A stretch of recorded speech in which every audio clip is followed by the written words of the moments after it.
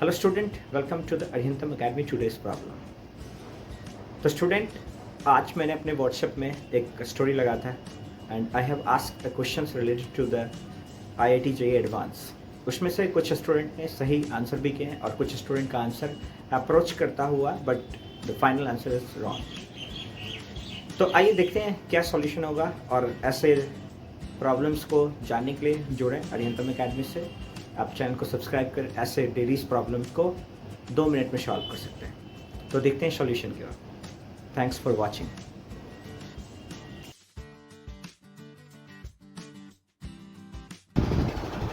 Okay students, so the problem is that I have asked a question like this. Find the number of orbitals in nickel which have set of magnetic quantum number is less or equal to 1 and at least one electron is present where n is magnetic quantum. यानी आपसे question ये पूछ रहा है कि nickel एक atom है आपके लिए, राइट ना. तो निकेल में ऐसे कितने ऑर्बिटल्स होंगे जिनके मैग्नेटिक क्वांटम नंबर का, कितने ऐसे ऑर्बिटल्स होंगे जिनके मैग्नेटिक क्वांटम नंबर का जो सेट होगा वो 1 के बराबर होगा या 1 से कम. Okay now and at least 1 electron is present, और कम से कम ये कंडीशन रहता है कि उसमें एक इलेक्ट्रॉन प्रेजेंट होने चाहिए. Where m is your magnetic quantum number, यानी इस मॉडुलस के अंदर जो m की वैल्यू गिवन है वो किस क्या है, magnetic quantum number. So give your answer as sum of digit. मतलब ये कहना चाह रहा है कि आपका फाइनल जितना भी नंबर ऑफ ऑर्बिटल आया, लेट अस से दैट कि आपके पास 27 ऑर्बिटल्स आया है. एग्जांपल दिए तो 2 डिजिट नंबर आ गया, 2 और 7, तो उन दोनों को जोड़ना है. 2 + 7 9 आंसर होगा फाइनल. तो इस तरीके से आपको क्वेश्चन पूछा जाता है IIT JEE एडवांस, राइट ना. अब इसका अप्रोच क्या है उसको समझना है. तो देखो बेटा, ऐसे क्वेश्चन को अप्रोच करने के लिए basically this problem related to the quantum number. तो क्वांटम नंबर क्या है उसका एक छोटा सा ओवरव्यू आपको आना चाहिए. तो दैट देखो बेटा, क्वांटम नंबर कहने का मतलब क्या होता है, we can say that it is set of quantum number or it is set of 4 numbers which locate electron in the atoms. वो इलेक्ट्रॉन्स को लोकेट करता, बताता है, एड्रेस करता, राइट ना, कि कोई भी इलेक्ट्रॉन्स किसी भी एटम्स के किस पोजीशन पर लोकेटेड है. तो it is provided by a 4 different set of number that is considered as principal quantum number which define the main energy level and that is considered as number of orbits. Second आपका होता है subsidiary quantum number that is denoted by L, angular quantum number जिसका नाम होता है, and इस L की value principal quantum number पर डिपेंड करता है. तो हम एक एक करके छोटा सा जनरल ओवरव्यू लेंगे और उससे क्वेश्चन को सॉल्व करने का कोशिश करेंगे. ताकि देखो बेटा, यहाँ पर आपके पास 4 तरीके का क्वांटम सेट है. आपके पास 4 तरीके का क्वांटम सेट होता है. पहला होता है आपका principal quantum number. Principal quantum number, तो principal quantum number that is simple number of orbit या shell and that represented by n equal to 1 2 3 4 5 to infinity. ये डिपेंड करता है कितने इलेक्ट्रॉन्स हैं वहां तक वो इलेक्ट्रॉन्स पहुंच सकता है. सेकंड है आपका angular quantum number. Angular quantum number and this angular quantum number represent number of subshell. ये नंबर ऑफ सबसेल को रिप्रेजेंट करता है and it is denoted by L. It is denoted by L and that L is the value of L depends upon n that is equal to 0 1 2 3 to n minus 1. मतलब इसकी value number of orbit पर depend करता है. Start कहाँ से हुआ, 0 से start होगा. 0 1 2 3 to n minus 1. n minus 1 मतलब less than their principal quantum number. ठीक है. अब देखो सारा खेल इसी का है. अगर आप इसका खेल समझ गए ना तो ये क्वेश्चन आसानी से समझ जाएगा. इसको समझने का कोशिश कीजिए. जैसे मान के चलते हैं क्या, L का कुछ सर्टेन वैल्यू गिवन होगा और ये उस सबसेल को डिफाइन करता है. L का कुछ सर्टेन वैल्यू होता है और वो सबसेल को डिफाइन करता है कि अंदर किसी एटम्स के L का वैल्यू 0 है, किसी इलेक्ट्रॉन के L का वैल्यू 0 है, वो S सबसेल को अप्रोच करेगा. 1 है वो P सबसेल को अप्रोच करेगा. 2 है वो D सबसेल को अप्रोच करेगा. वैसे 3 वैल्यू और आप याद रख सकते हैं L के लिए और सबसेल के लिए. उससे ज़्यादा आपको अप्रोच करने की आवश्यकता नहीं. अगर L की वैल्यू 3 है तो F सबसेल हो जाएगा. 4 है तो G सबसेल हो जाएगा. 5 है तो H सबसेल हो जाएगा. तो S P D F G H. एक और आप याद रख सकते हैं I के लिए, बट उससे ज़्यादा क्वेश्चन कुछ पूछा नहीं जा सकता. तो I के लिए L का अप्रोच हो जाएगा 6. यानी हमारे पास 0 1 2 3 4 5 6 ये 5 6 ऐसे नंबर हैं जो आप याद रख सकते हैं. अब देखिए तीसरा चीज आपको पता करना है क्या, तीसरा चीज देखो बेटा, तो तीसरा है आपका बेटा magnetic quantum number. Magnetic quantum number, so basically magnetic quantum number depends upon this angular quantum number, और इसकी जो वैल्यू होती है मैग्नेटिक क्वांटम नंबर की जो वैल्यू होती है that is belonging from -L to +L बाया 0, मतलब इसकी वैल्यू -L से +L, मतलब totally depends upon the angular quantum number, L की वैल्यू पर डिपेंड करेगा। तो देखो L की वैल्यू अगर 0 है तो ml 0 होगा, दैट मींस देखो हम लिख सकते हैं यहाँ पर L अगर 0 है तो ml क्या हो जाएगा 0, L अगर 1 है तो ml बेटा क्या हो जाएगा -1 0 +1, अगर L बेटा 2 है तो ml की वैल्यू कितना हो जाएगा -2 -1 0 +1 +2। सो सिग्निफिकेंट आपको ये याद रखना है कि the value of magnetic quantum number depends upon the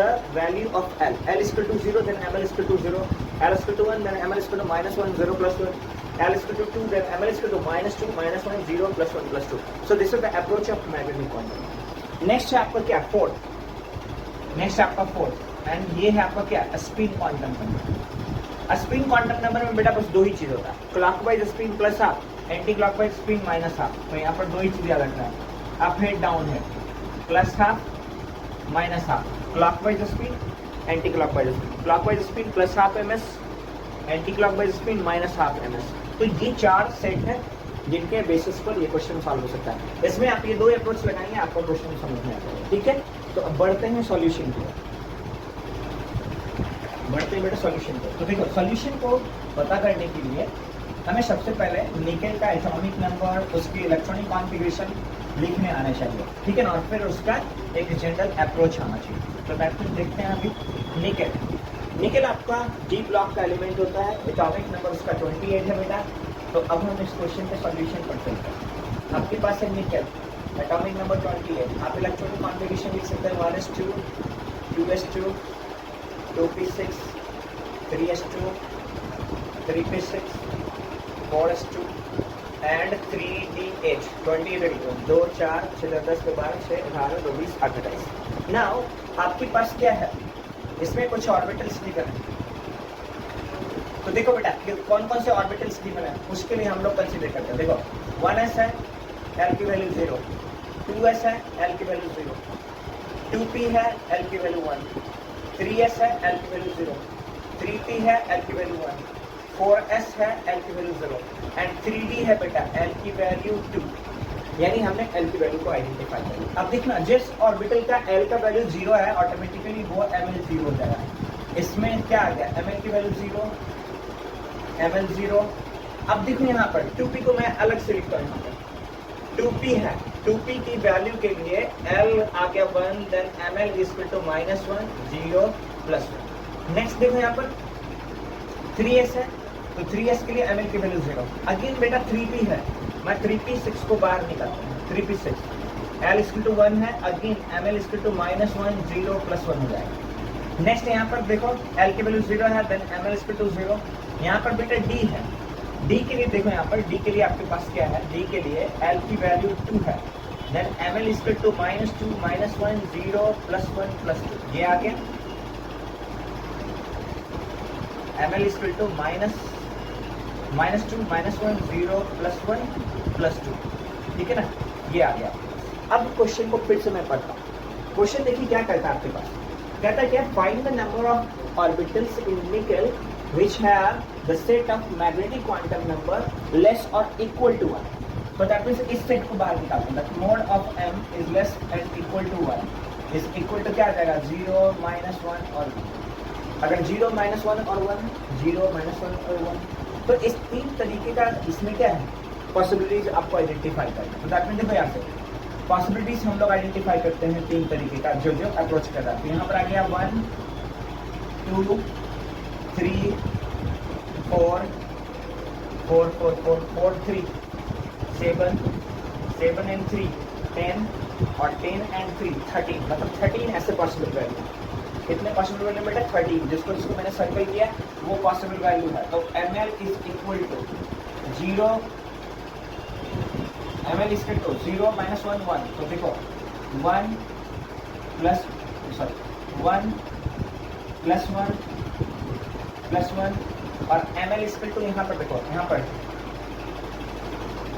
1 1 1 ml is equal to 1 plus यहाँ पर 3 वाला देखो 3 3 3 3 प्लस 3 प्लस 3, तो कुल कितने आ गए? 1 1 2 3 4 4 3 7 7 3 10 10 3 13। तो देखो ये 2 डिजिट नंबर आ गया। आंसर कैसे देना था इसको? ये भी और answer sum of 2 digit, sum of digit. तो इसका आंसर 1 और 3 आया, इसका मतलब क्या आ जाएगा? 1 plus 3 is equal to 4। So the final answer is 4। आगे क्लियर बेटा? समझ में आ गया आपको? I hope so. ऐसे कोई भी प्रॉब्लम्स अगर आपके पास हैं and if you are not able to solve this, please text the problems, I will try to solve it. Okay, thank you for watching.